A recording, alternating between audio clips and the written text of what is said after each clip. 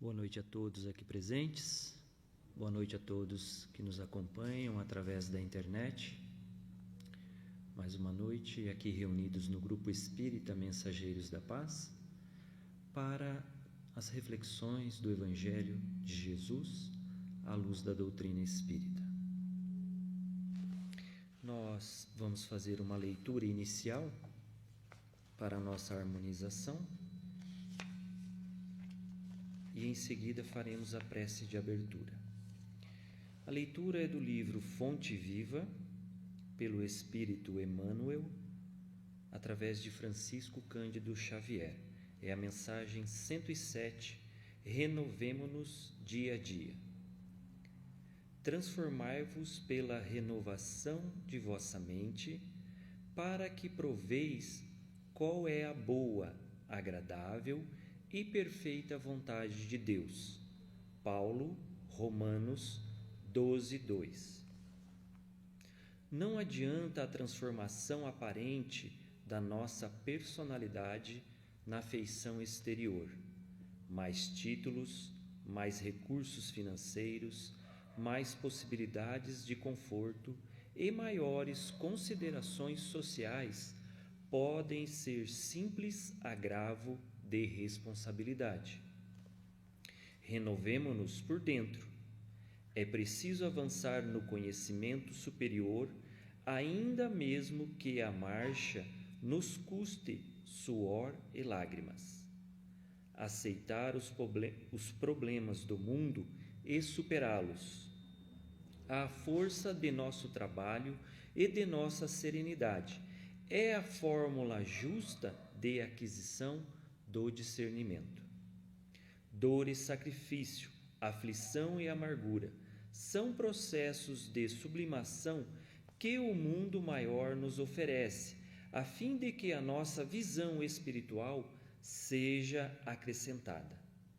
Facilidades materiais costumam estagnar-nos a mente quando não sabemos vencer os perigos fascinantes das vantagens terrestres.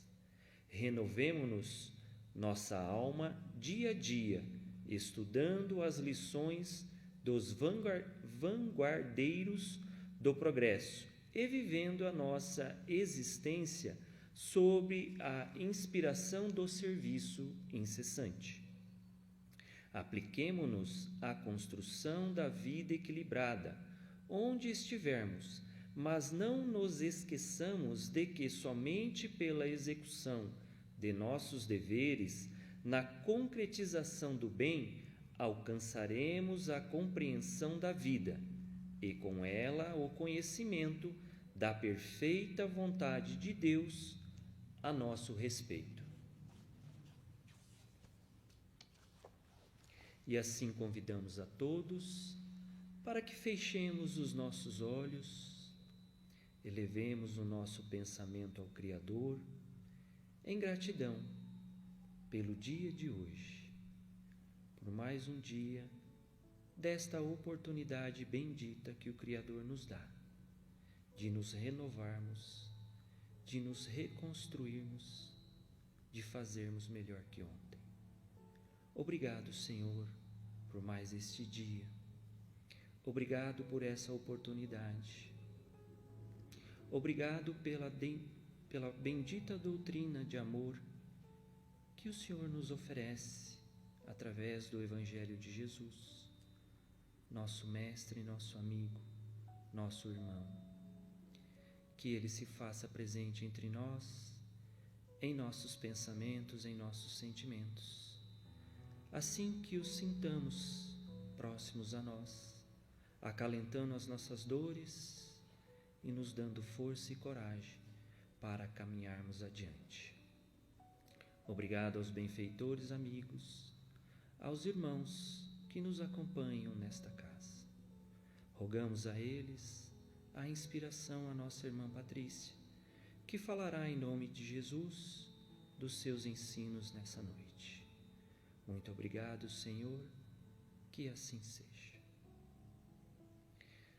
Nesta noite, então, Patrícia Ghiseline dará início ao capítulo 15, Fora da caridade não há salvação. E ela nos trará os itens de 1 a 3.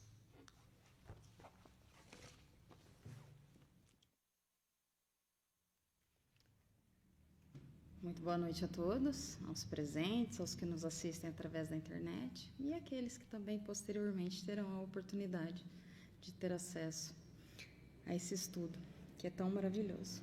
Então, que possamos pedir que a paz do nosso Mestre Jesus possa estar a nos envolver a todos e que, através de suas bênçãos e da espiritualidade amiga, que possamos ser felizes e compreendidos nesses ensinamentos no dia de hoje.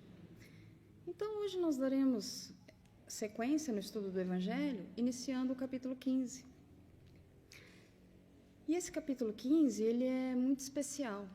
Esse livro maravilhoso, que é o Evangelho segundo o Espiritismo, ele é um código moral de conduta e comportamento à vida humana. E eu penso que se a gente pudesse escolher um ponto central desse livro maravilhoso, talvez esse fosse o capítulo, porque ele vai falar exatamente sobre fora da caridade não há salvação. E os itens que a gente vai estudar hoje, eles vão dizer então do que é preciso um espírito fazer para ser salvo e depois a parábola do bom samaritano. E já no primeiro item, que está registrado em Mateus, no capítulo 25, a partir dos versículos 31, nós vamos encontrar uma fala de Jesus que é muito simbólica, mas que é também muito forte. Então, quando nós deixamos de ver apenas aquela leitura, nós passamos à interpretação no sentido mais profundo do que dizia o Mestre, nós vamos começar a entender a profundidade daquilo que ele vem nos dizer. E ele começa assim: quando o Filho do Homem vier em sua majestade, acompanhado de todos os anjos, sentar-se-á ao trono de sua glória. Reunidas diante dele todas as nações, separará uns dos outros, como um pastor separa os bodes das ovelhas, e colocará as ovelhas à sua direita e os bodes à sua esquerda. Então, Jesus ele vem falar desse rei, dessa majestade, que chega ali diante dos seus súditos, e ele vai fazer como se fosse um julgamento. Então, ele coloca de um lado alguns súditos e do outro ele vai colocar os outros. Então, os que estão à sua direita, ele vai dizer assim: vinde, benditos de meu Pai, tomai posse do reino que foi preparado para vós desde o princípio do mundo. Porquanto tive fome e me destes de comer, tive sede e me destes de beber, careci de teto e me hospedastes, estive nu e me vestistes, achei-me doente e me visitaste, estive preso e foste me ver. E esses homens então dirão a esse rei: mas Senhor, quando foi que nós fizemos tudo isso a ti? Porque quando eles paravam e pensavam nas suas próprias vidas, eles não lembravam de terem feito isso àquele rei. E então o rei vai responder a eles: eu vos digo em verdade que a cada vez que fizeram estas coisas e praticaram estas ações, a cada um de meus pequeninos, foi a mim que o fizeram. E ele vira-se então para os que estão à sua esquerda, e aí a sentença é um pouco diferente. E porque ele vai dizer assim, então: separai-vos de mim, malditos, ide ao fogo eterno, que foi preparado para o diabo e para seus anjos. Pois tive fome e não me destes de comer, tive sede e não me destes de beber, tive necessidade de abrigo e não me abrigastes, estive sem roupas e não me vestistes, estive doente e na prisão e não me visitastes. E esses homens, então, assim como aqueles outros, fazem a mesma pergunta: mas Senhor, quando é que foi que tudo isso aconteceu? Nós não lembramos de não ter feito isso ao Senhor. Quando foi que você precisou disso? E ele então responde: eu em verdade vos digo que todas as vezes que deixaste de dar a assistência a um dos pequeninos, deixaste de fazê-lo a mim mesmo. Então esses irão para o suplício eterno, e os justos para a vida eterna.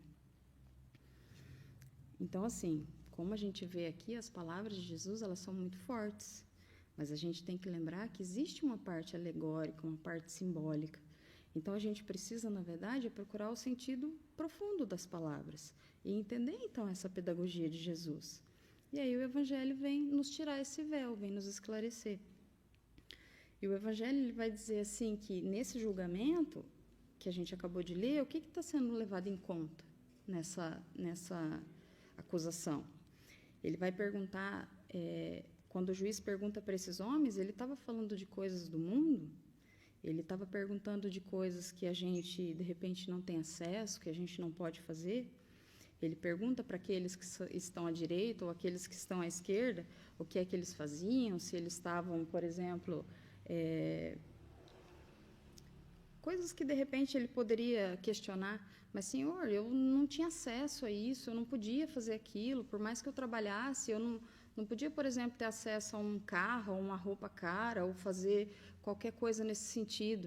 Então, se para essas perguntas do julgamento existisse esse questionamento, essa sentença seria injusta. Mas não. O que Jesus conta aqui é que os questionamentos eles não se referiam a coisas do mundo, a coisas que nem todo mundo pode ter acesso, mas eles se referiam a coisas morais. Então, assim, se a gente pensar dessa forma, a sentença é justa. É como se a gente pensar num tribunal nosso mesmo aqui da Terra. Primeiro o juiz vai lá, ele analisa o caso, ele vê os lados, ele tenta ser neutro e se basear na verdade, e dentro daquela situação, então ele diz se a pessoa está certa ou se ela está errada, se ela vai ser libertada ou se ela vai ser condenada.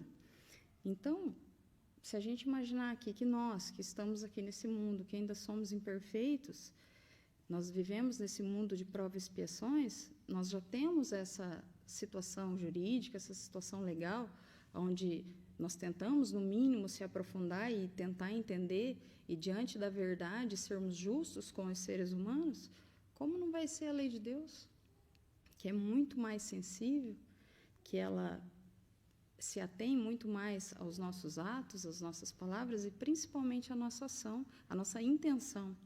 Então, assim, se mesmo para a nossa legislação, que é mundana, a gente tem tanta dificuldade de entender, imagina a divina, né? Então, assim, nós temos muita dificuldade. Então, é um equívoco nosso pensar que a lei ela está ali para nos prejudicar. Muito pelo contrário. A lei ela está ali para nos auxiliar. É como a dor. É mais ou menos assim. Por que a gente sente dor? Uma criança, por exemplo, se ela colocar a mão no fogo, repentinamente ela vai tirar a mão. Por quê? Porque é uma forma de proteção. A lei divina ela age dessa forma. Ela nos mostra o que está errado para que a gente se afaste daquilo que nos faz mal. Então, é mais ou menos assim. Então, assim, em tese, o que o juiz disse aqui, quando ele fez esse julgamento? Que aqueles que fizeram a verdadeira fraternidade, o amor ao próximo, aos pequeninos, eles estão salvos, mas que aqueles outros que não aproveitaram aquelas mesmas oportunidades, esses, então, irão ao suplício eterno. Mas, mesmo para esses, a gente tem que pensar que as palavras de Jesus, elas estão ainda no sentido figurado. Então, assim, ele está nos mostrando que esse fogo, esse suplício eterno, ele vai durar o mesmo tempo que dura a nossa rebeldia, a nossa revolta, a nossa incapacidade ainda de entender o nosso irmão, de olhar para ele com fraternidade, a nossa incapacidade ainda de amar. Então, é como Deus. Deus, ele é bom o tempo todo. Deus, ele nos ajuda o tempo todo. Então, assim, ele é muito caridoso, ele é o maior doador que já existiu. Então, assim, ele sempre... O que ele está fazendo? Ele está nos convidando a trabalhar com ele. Assim como o nosso Pai, que trabalha todos os dias, ele está nos convidando a servir a nossa sociedade, a servir os nossos irmãos, da melhor maneira possível, para a gente tentar desenvolver e praticar realmente essa verdadeira caridade, essa verdadeira fraternidade, para que nós, então, mereçamos estar do lado direito e sermos salvos. É isso que ele está dizendo aqui. E já no segundo item do nosso evangelho de hoje, ele vai falar da parábola do bom samaritano. E essa parábola ela é de uma profundidade muito, muito grande assim também. Então, ele começa dizendo assim: Então, um doutor da lei, se levantando, disse-lhe para tentá-lo: E aí, então, ele faz 2 perguntas para Jesus. E a essa primeira pergunta, Jesus vai responder muito sabiamente com outra pergunta. E aí, depois da resposta, ele fará, então, a segunda pergunta. E ainda mais sabiamente, ainda Jesus vai, para responder, ele vai, então, nos contar essa parábola do bom samaritano. Eu vou ler ela na íntegra e depois a gente estuda ela aos pouquinhos. Então, um doutor da lei, levantando-se, disse-lhe para tentá-lo: Mestre, o que devo fazer para possuir a vida eterna? E Jesus lhe respondeu: O que está escrito na lei? Como lês? E ele lhe respondeu: Amarás o vosso Deus de todo o vosso coração, de toda a vossa alma e de todas as vossas forças, e de todo o vosso espírito, e o vosso próximo como a vós mesmos. E Jesus então lhe disse: Respondeste muito bem, fazei isso e viverás. Mas este homem, querendo justificar-se a si mesmo, disse a Jesus: Quem é o meu próximo? E Jesus, então, tomando-lhe a palavra, disse, e agora que ele vai contar, então, a história da parábola. Um homem que descia de Jerusalém a Jericó caiu nas mãos de ladrões que o despojaram e o cobriram de feridas, e deixando-o meio morto. E eis que, de repente, um sacerdote que passava pelo mesmo caminho e que, tendo-o notado, passou bem longe. Um levita, que também vinha pelo mesmo lugar, vendo-o, também passou bem longe. Mas um samaritano, que viajava, passando ali por aquele lugar onde estava esse homem, tendo-o visto, ficou tomado de compaixão. Aproximou-se então dele, passou azeite e vinho em suas feridas e as enfaixou. E, pondo-o sobre seu cavalo, levou-o a uma estalagem e tomou conta dele. No dia seguinte, ele tirou 2 moedas e deu ao hospedeiro. E lhe disse: Cuidai bem deste homem, e tudo o que gastardes a mais eu vos restituirei em minha volta. Qual desses vos parece ter sido o mais próximo daquele que caiu na mão dos ladrões? E o doutor então lhe respondeu: aquele que usou de misericórdia para com ele. E Jesus então responde: Muito bem, ide e fazei o mesmo. Então, a parábola do bom samaritano, ela vem aqui nos mostrar que ela é um exemplo de como se deve praticar essa caridade. Jesus aqui, ele explica que a salvação do espírito depende do bem que se faz ao próximo, mas é quando ela é feita exclusivamente com amor, nessa prática verdadeira da caridade, porque ser caridoso, em verdade, é ser verdadeiramente humano. Então, a parábola aqui do samaritano, ela diz que ela considera a caridade não apenas como uma das condições para a salvação, mas a única condição. Então, toda a moral de Jesus, ela se resume na caridade e na humildade, ou seja, nas 2 virtudes que são exatamente contrárias ao egoísmo e ao orgulho. Então, todos os ensinamentos de Jesus, ele sempre aponta essas 2 primeiras virtudes. São essas que nos conduzem à eterna felicidade e a esse reino eterno prometido. Então, assim, ele já dizia: Bem-aventurados os que são misericordiosos, e amai o vosso próximo como a vós mesmos. Então, assim, para entender um pouquinho melhor, nós vamos tentar fazer uma breve interpretação do texto evangélico. Então, o doutor da lei, levantando-se, disse-lhe para tentá-lo.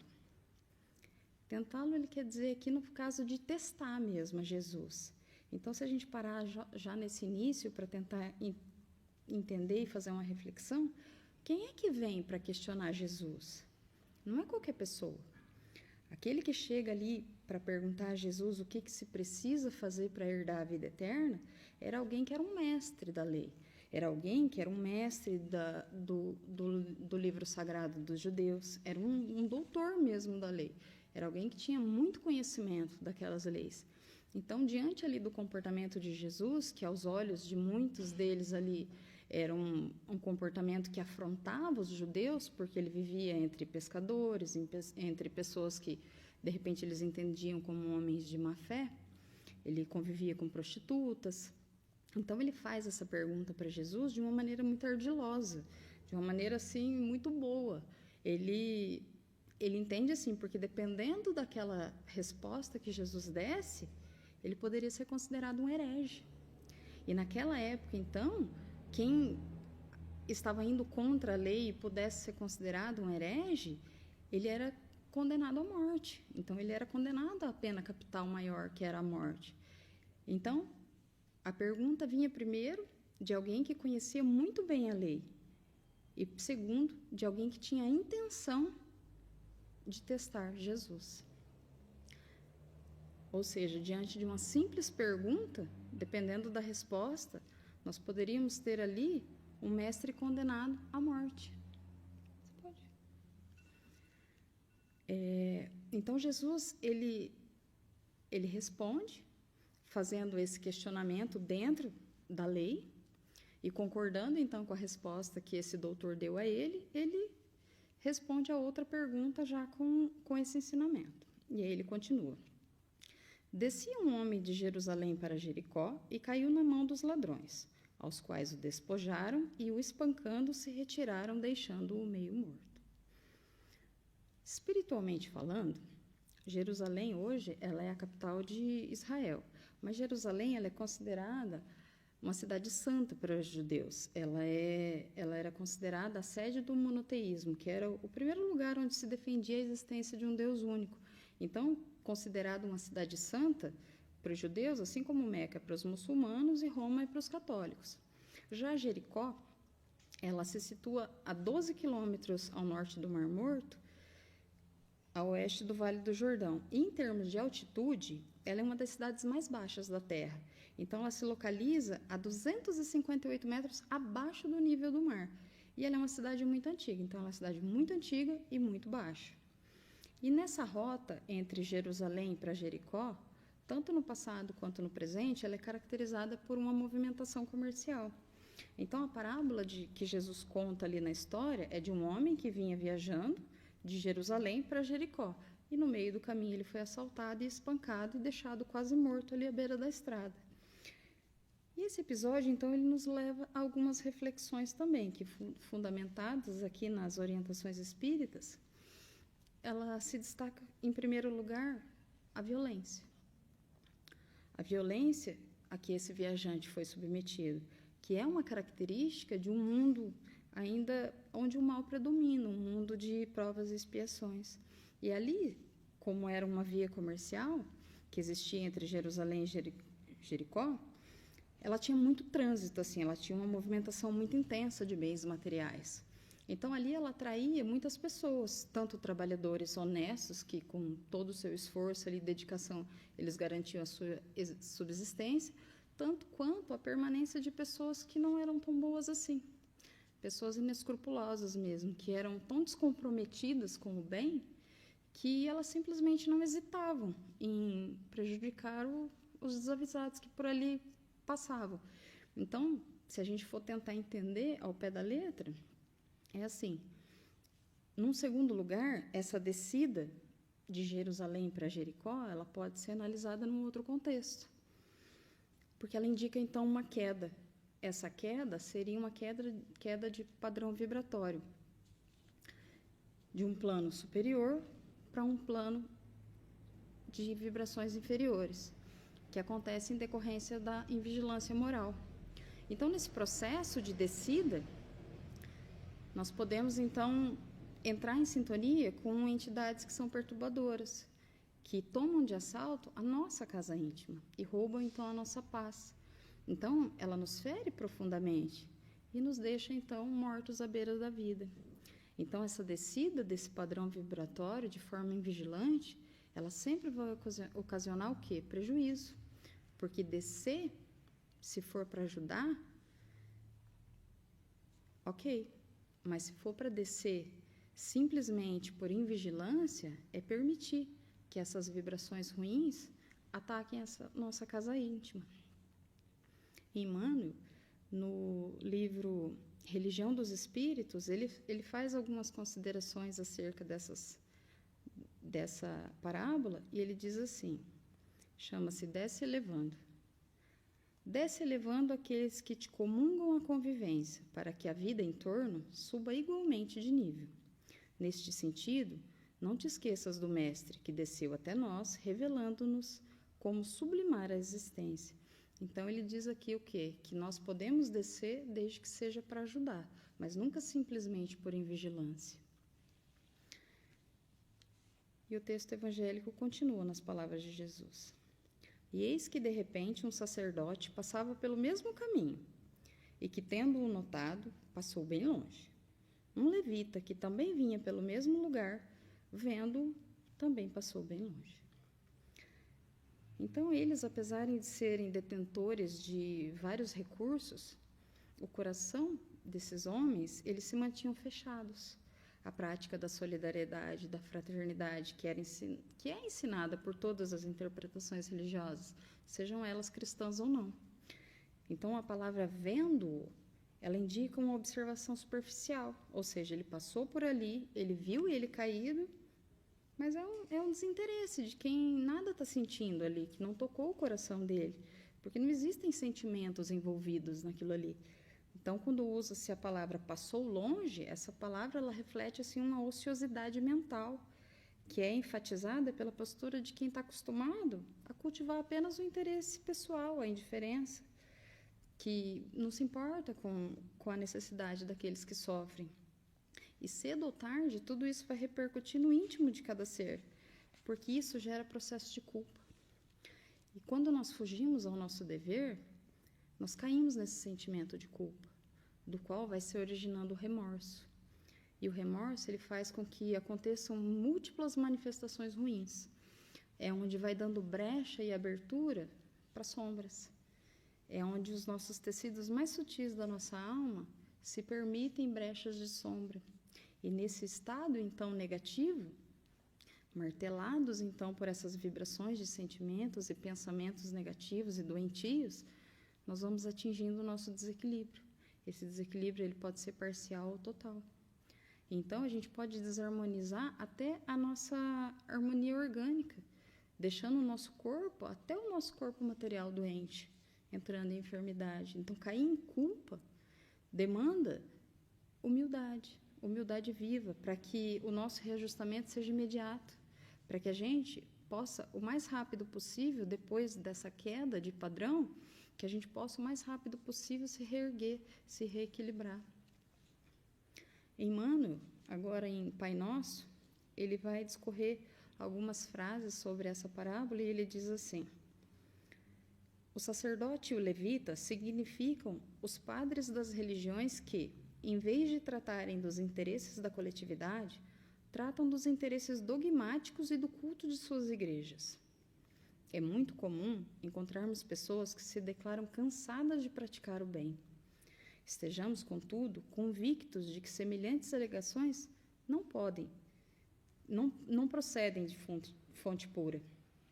É indispensável muita prudência quando essa ou aquela circunstância nos induz a refletir nos males que nos assaltam, depois do bem que julgamos haver semeado ou nutrido. Se nos entediarmos na prática do bem, semelhante desastre expressará em verdade que ainda não nos foi possível a imersão do mal de nós mesmos. Daí é que é sempre atual a exortação de Paulo em Tessalonicense, quando diz: e vós, irmãos, não vos cansei nunca de fazer o bem. E o texto segue: mas um samaritano, que viajava passando pelo lugar onde estava esse homem, e tendo-o visto, ficou tomado por compaixão. Aproximou-se então dele, passou azeite e vinho em suas feridas e as enfaixou, e pondo-o sobre seu cavalo, levou-o a uma estalagem e tomou conta dele.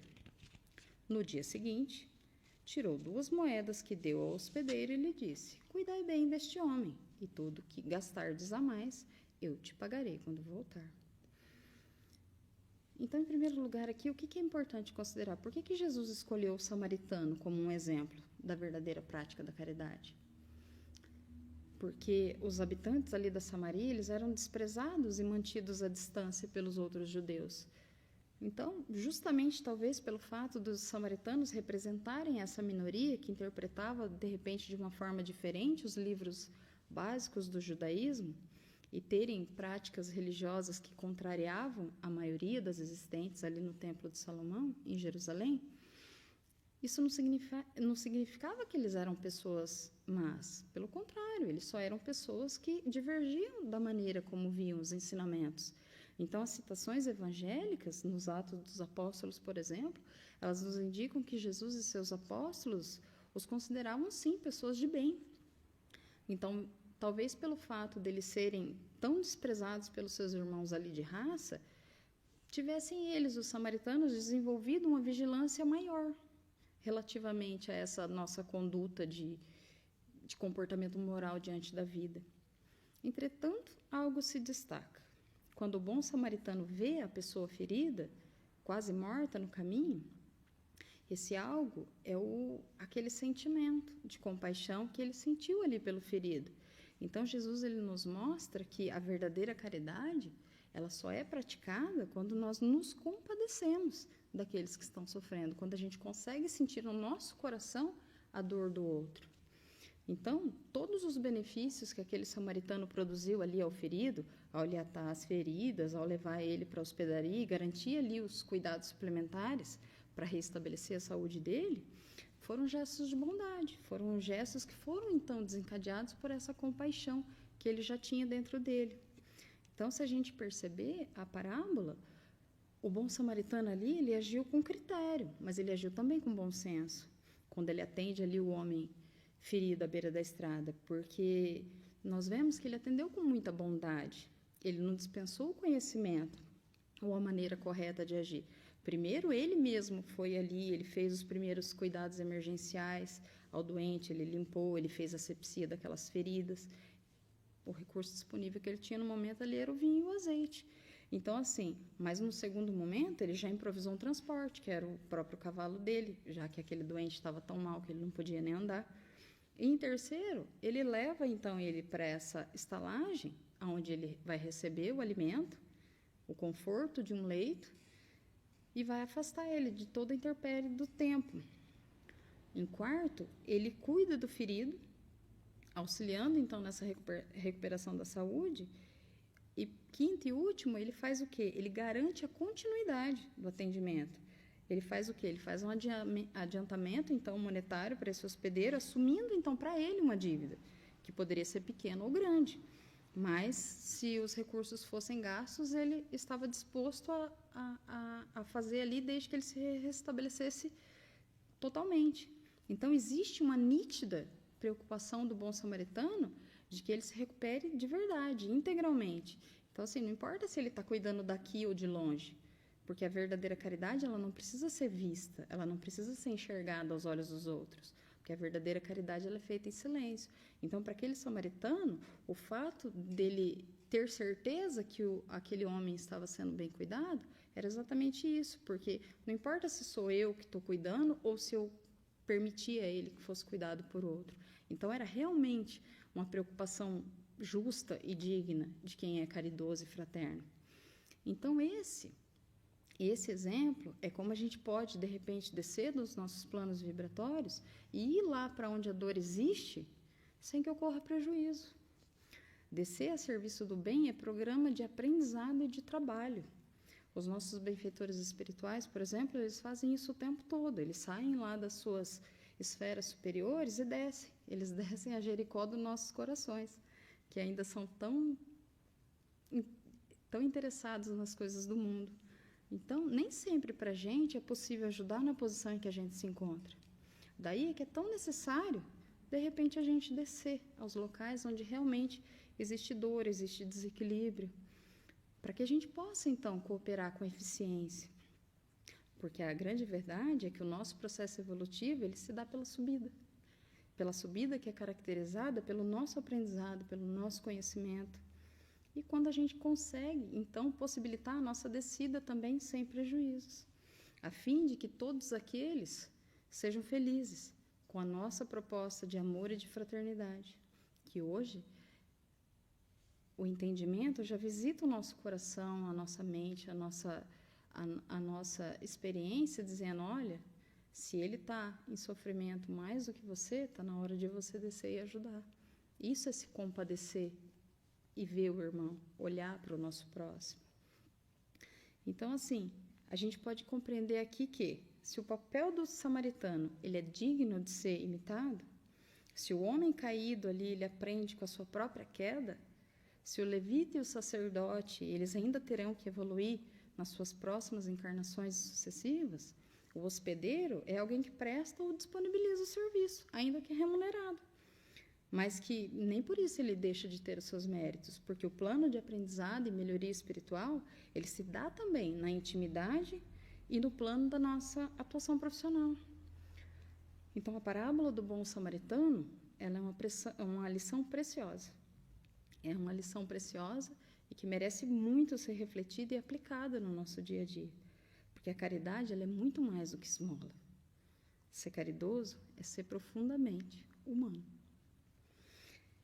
Então, que possamos nós sermos esse samaritano, esse bom samaritano na vida dos outros e também na nossa, para que nós possamos, então, um dia ser esse ser humano que merece ter direito a esse reino que foi prometido por Deus desde o começo dos tempos. Que Jesus nos abençoe e até uma próxima oportunidade.